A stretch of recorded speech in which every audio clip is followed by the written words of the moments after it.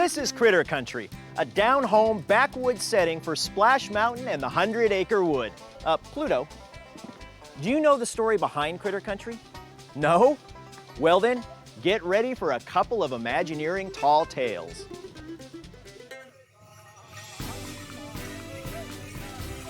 In the early years of Disneyland, there was an Indian village where Native Americans came out and performed their dances, and there was a whole lot of cultural elements there. And Mark Davis had, created a fabulous attraction called Country Bear Jamboree. It was an obvious addition to Disneyland, so the Indian village gave way to Bear Country, and Bear Country was the place where the Country Bear Jamboree set up shop.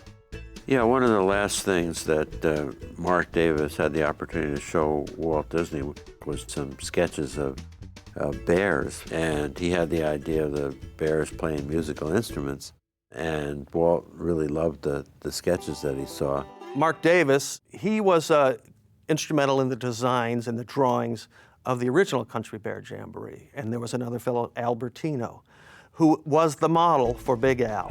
He was Big Al. And I met him many years later, and I was astounded that he looks just like Big Al. Maybe not as much fur, but certainly his attitude and his face is just wonderful. And apparently he's the first man who sang Blood on the Saddle for Walt and sold the idea.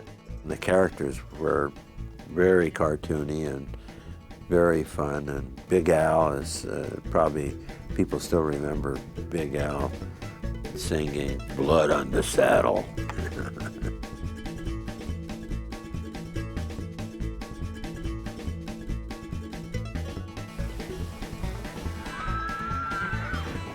Dick Nunes, who was the president of Disneyland, had been very interested in getting a flume ride.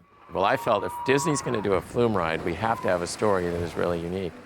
One day, Tony Baxter was driving on the freeway, and he had an idea for what to do with all those characters that were in America Sings. And I thought about Brer Rabbit and Brer Bear and Brer Fox, and America Sings had run its course. I couldn't see destroying all those figures. So by the time I'd gotten up my hour drive on the Santa Ana Freeway, I walked into the group of people that were working with me in the design department. I said, what about this? We use all the characters that are going to be scrapped from America Sings. So by the end of that day, we had a program, and it ultimately became Splash Mountain. The name Splash Mountain seems like a natural, but it's really funny how it happened, because it was originally called the Zippity River Run. Disney at the same time was coming out with Splash with Daryl Hannah as a mermaid. And the executives at the studio were really excited about this very big hit.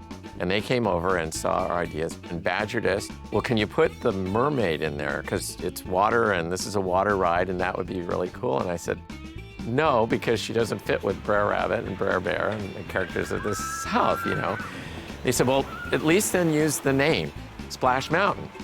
That sounds really good. Well, at the time, we couldn't see that because Splash, the movie, was nothing like this little ride with Zippity Doodah and everything.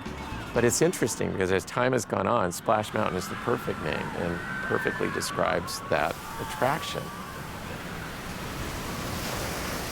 As new ideas come about, Country Bears became Critter Country, and Splash Mountain came in.